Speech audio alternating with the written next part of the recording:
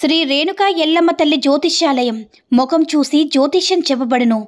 మీ పేరు బలము, మీ భవిష్యత్తులో జరిగేది జరగబోయేది చెప్పబడును. మీ కుటుంబ సమస్యలు, చదువు, ఉద్యోగం, మనశ్శాంతి, ఆరోగ్యం మరియు సకల సమస్యలకు పరిష్కారం చెప్పబడును. భయము, అనారోగ్య సమస్యలు, అనుమానం, చెడు పూజలకు కూడా పరిష్కారం చూపబడును. ఎటువంటి వ్యాధులకైనా సరే మూలికా వైద్యం చేయబడును. గురూజీ లక్ష్మణ్ రాజ్ గారి ఫోన్ నంబర్ 8466923012. ఓం సాయిరామ్. సమర్థ సద్గురు సాయినాథ్ మహారాజ్కి జై. సాయిబాబా భక్తులందరూ కూడా నమస్కారం అండి. సాయినాథుని ఆశీస్సులతో అందరూ కూడా సుఖంగా, సంతోషంగా, అష్టైశ్వర్య, ఆరోగ్య అభివృద్ధితో ఉండాలని మనస్ఫూర్తిగా కోరుకుంటూ ఈరోజు ఈ వీడియోని మొదలు పెడుతున్నాను. ఈరోజు వీడియో ఏంటంటే, తల్లి ఇప్పటి వరకు నీకు ఇవ్వని కానుక ఈరోజు ఇవ్వబోతున్నాను. ఆలస్యం చేయకుండా అందుకో, మరుక్షణమే ఆనందంతో గంతులు వేస్తావు బిడ్డ అని మన బాబాగారు అయితే ఈరోజు మనకి చాలా అంటే చాలా అద్భుతమైనటువంటి సందేశంతో అయితే మన ముందుకు వచ్చారండి. మరి మన బాబాగారు ఈరోజు మనకి ఎలాంటి సందేశం అందించాలి అనుకుంటున్నారో ఆయన మాటల ద్వారానే విందాము. ఆయన మాటలు వినే ముందుగా ఈ వీడియో కనుక నచ్చినట్లయితే మరికొంతమంది సాయిబాబా భక్తులకు రీచ్ చేయాలా షేర్ చేసి లైక్ చేయండి. అలాగే మన ఛానల్ ఎవరైనా మొదటిసారిగా చూస్తున్నట్లయితే తప్పకుండా సబ్స్క్రైబ్ చేసుకుని మాకు కొంచెం సపోర్ట్ చేయండి. మరి మన బాబాగారి సందేశం ఏంటంటే, బిడ్డ ఇప్పటి వరకు కూడా నువ్వు వినని కన్ని అసలు నీకు ఇంతవరకు ఇవ్వని ఒక కానుకతో నీకు ఈరోజు నీ ముందుకు వస్తున్నాను తల్లి. అలాగే నేను చెప్పిన ఈ శుభవార్త వల్ల నువ్వు చాలా సంతోషంగా నీ మనసును ప్రశాంతంగా ఉంచుకునేందుకు ఒక గొప్ప మార్గాన్ని చూపించబోతున్నాను. ఇదిగో నీ సాయి చేతిని ఆసరాగా ఇవ్వబోతున్నాను తల్లి. ఈ సాయి చేతిని అందుకొని నేను చెప్పిన మాట పూర్తిగా ఆలకించు. ఇక నీ సాయి దేని గురించి చెప్తున్నాడో నీకే అర్థమవుతుంది. బిడ్డ, నీకు ఒక ముఖ్యమైన సమాచారాన్ని తెలియచేయబోతున్నాను. అదేంటంటే, మీ సాయి నీ వద్దకు రాబోతున్నాడు. నా వద్దకు రావడం ఏంటి, కొత్తగా ఏంటి మాట్లాడుతున్నా బాబా అని అనుకుంటున్నావేమో. నిజమే బిడ్డ, నేను ఎప్పుడు కూడా నీ చుట్టూనే ఉంటాను. కానీ నీకు ముఖ్యమైన సమాచారాన్ని తెలియచేయడానికి నీ వద్దకు ఏదో ఒక రూపంలో రాక తప్పదు కదా. అలా నీ వద్దకు ఈరోజు రాబోతున్నాను తల్లి. నేను నీ వద్దకు వచ్చినప్పుడు నీకున్న బాధలన్నీ కూడా ఒక్క క్షణం పూర్తిగా మర్చిపోయి నీ మనసంతా కూడా ఎంతో ప్రశాంతతకు లోనవుతుంది. దైవ మార్గమే నీకు మేలు చేస్తుంది బిడ్డ. నువ్వు నమ్ముకున్నటువంటి నీ భగవంతుడు ఎట్టి పరిస్థితుల్లో కూడా నీకు అన్యాయం చేయడని ఎప్పుడూ అనుకుంటూ ఉంటావు కదా. అదే ఈరోజు నిజమవుతుంది తల్లి. భగవంతుణ్ణి మనసారా వేడుకున్నవారు ప్రతి నిత్యం కూడా ఎన్ని సమస్యలు, ఎన్ని కష్టాలు ఉన్నా కూడా ఆయన మర్చిపోకుండా ఎప్పుడు కూడా ఆయన నామస్మరణంతో గడిపేవారికి ఎంతటి కష్టమైనా సరే అది సునాయాసంగా ఏదో విధంగా దాన్ని దాటే విధంగా ఏదో ఒక మార్గాన్ని అయితే నీకు నీ సాయి చూపిస్తాడమ్మా. ఇది సత్యం. నువ్వు ఎప్పుడైనా సరే కేవలం నా నుంచి అనుగ్రహం మాత్రమే కోరుకున్నావు. నేను కేవలం నీకు ఏది కూడా ఇవ్వకపోయినా ఇప్పటి వరకు నా చెయ్యిని మాత్రం నువ్వు ఎప్పుడు కూడా విడిచిపెట్టలేదు. నీకున్న నమ్మకాన్ని కూడా నువ్వు ఎప్పుడు కూడా కోల్పోలేదు. నేను చేసే మాయలకు కానీ లేదంటే నేను చూపించే అద్భుతాలను నువ్వు ఎప్పుడు కూడా లొంగిపోలేదు. కేవలం నా సాయి అనుగ్రహం ఉంటే నాకు చాలు అని నువ్వు నీ సాయి మీద నమ్మకం కలిగి ఉన్నావు తల్లి. నిజంగా అందుకు నిన్ను చాలా అంటే చాలా అభినందించాలి. నా కోసం నువ్వు చేసిన ఎన్నో ఆర్భాటాలు, పూజలు నేను చాలా స్వీకరించాను. కానీ అవి మాత్రం నాకు అవసరం లేదమ్మా. నేను మాత్రం స్వీకరించేది కేవలం నీ నమ్మకమే. అది నాపై నీలో పుష్కలంగా ఉండడం నేను గమనించాను.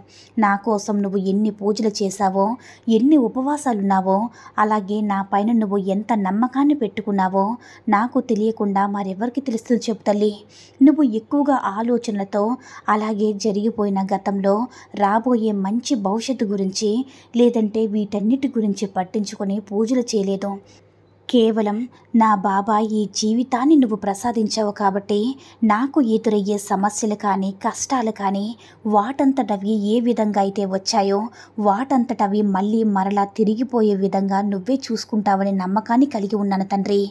ఆ నమ్మకమే ఈరోజు ఒక గొప్ప బహుమానాన్ని కానుకలా పరిచయం చేయబోతుందని, నా మనసుకు పూర్తిగా ప్రశాంతత ఇవ్వబోతుందని చాలా సంతోషంగా ఉన్నాను బాబా అని అంటున్నావు కదా తల్లి. నీ నుంచి ఎప్పుడైనా సరే శ్రద్ధ, సబూరి, నీ బాధని, దుఃఖాన్ని నేను పూర్తిగా తీసుకుంటున్నాను. నువ్వు చేసిన ఎన్నో మంచి మంచి పనుల వల్ల గొప్ప జీవితాన్ని ఇచ్చేందుకు ఆదర్శంగా నిలిచాయి. ఇంకా ఇవన్నీ కూడా నీకు కృతజ్ఞత భావంతో నేను చెప్తున్న మాటలు బిడ్డ. ఎందుకు కృతజ్ఞత భావంతో అన్నానంటే, ఇప్పటి వరకు నువ్వు ఎంతోమంది దీవెలను, అలాగే పేదవారికి నీ వంతు ఎంతో సహాయం చేశావు. వారిలోనే నన్ను చూసుకున్నావు. అందుకే నీ మనసులో ఉండే అర్థాన్ని నేను చేసుకున్నాను తల్లి. నేనే స్వయంగా అందుకే నీ వద్దకు రాబోతున్నాను. నీకు ఎప్పుడు కూడా మనసులో ఒకటి అనుకుంటూ ఉంటావు, చూడు బాబా, నా దగ్గర ఉన్నదానికంటే నాకు ఎక్కువగా ప్రసాదించు. అది కూడా నా స్వార్థం కోసం కాదు తండ్రి, నా కుటుంబంలో వారికి వారి అవసరాల కోసం. అలాగే నేను ఎంచుకున్న మార్గం ఉంది కదా, అది కూడా నీకు తెలుసు కదా. అదేంటంటే, నా వంతుగా నేను నలుగురికి ఏదో ఒక విధంగా ఉపయోగపడే విధంగా మంచి పని చేయాలనుకుంటున్నాను తండ్రి. కాబట్టి అందుకు నీ సహకారం నాకు పూర్తిగా కావాలంటూ అడిగావు కదా తల్లి. ఆ సహకారమే నీకు చాలా గొప్పగా లభించబోతుందమ్మా. అలాగే ఆ సహాయం కూడా నీకు ఏదో ఒక రూపంలో అందబోతుందో, అంతు చిక్కని విధంగా గొప్ప కానుకగా నిన్ను చేరబోతుంది. ధనలాభంతో నీకున్న ఆర్థిక పరిస్థితి అంతా కూడా మెరుగయ్యి, నీ కుటుంబంలో వారికి నువ్వు ఏ విధంగా అయితే ప్రతి ఒక్కరికి కూడా వారి అవసరాలు తీర్చాలని భావించావో, వారి అవసరాలన్నీ కూడా తీరిపోయి నువ్వు కళ్ళ కన్నా వేరే ప్రపంచం ఉంది చూడు, అది నీ వంతుగా నువ్వు నలుగురికి ఏదో ఒక రూపంలో సహాయం చేయాలి.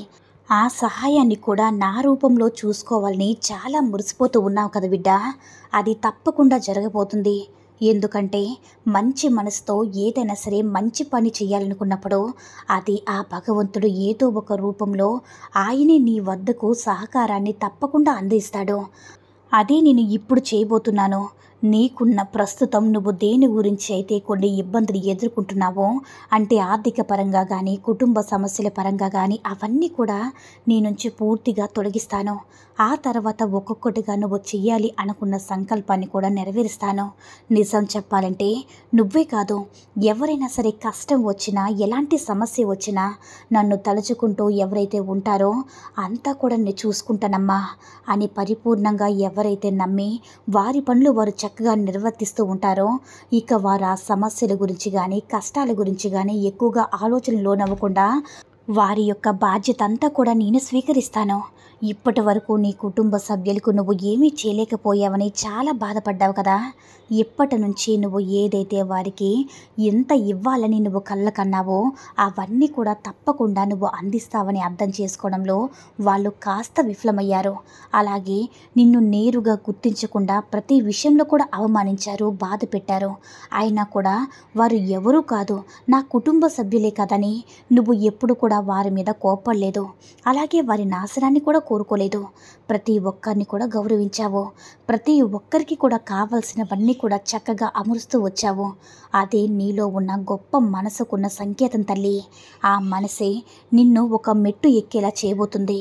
ఆ మెట్టు ఎక్కిన తర్వాత నీకు రాబోయే ధనలాభంతో ప్రతి ఒక్కరు కూడా నిన్ను ఎవరైతే అవమానించారో, ఎవరైతే నిన్ను గుర్తించలేదో వారందరూ కూడా వారి తప్పులు తెలుసుకొని అర్థం చేసుకొని వారి ప్రేమను నీకు తప్పకుండా అందిస్తారు. నువ్వు ఎప్పటిలాగే వారితో స్వచ్ఛమైన ప్రేమను కలిగి ఉండి ప్రతి ఒక్కరిని కూడా ఇలాగే గౌరవిస్తూ మంచి పనులు చేస్తూ ఉంటావని నీ సాయి నీ నుంచి కోరుకుంటున్నాడు బిడ్డ. నీకు రాబోయే కానుక నువ్వు కలలో కూడా ఊహించని గొప్ప ప్రపంచం. అంటే నువ్వు దేని గురించి అయితే ఎదురు చూస్తున్నావో అది నీకు తప్పకుండా లభ్యమవుతుంది. రాబోయే రోజుల్లో నిన్ను ఉన్నతమైన అలాగే గొప్ప మనిషిలాగా మంచి సమాజంలో నిన్ను నిలబెట్టబోతున్నాను. నలుగురు మంచి కోరే వారికి మంచి కోరే భగవంతుడు ఎప్పుడు కూడా నీకు అండగా సహాయంగా నిలబడి ఉంటాడని ఎప్పుడూ మర్చిపోవు కదా తల్లి.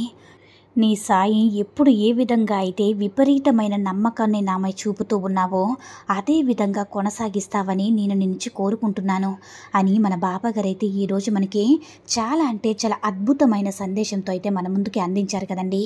మరి సాయి మహిమల ద్వారా వచ్చిన ఈ సందేశం మీ అందరికీ కూడా నచ్చిందని అనుకుంటున్నాను.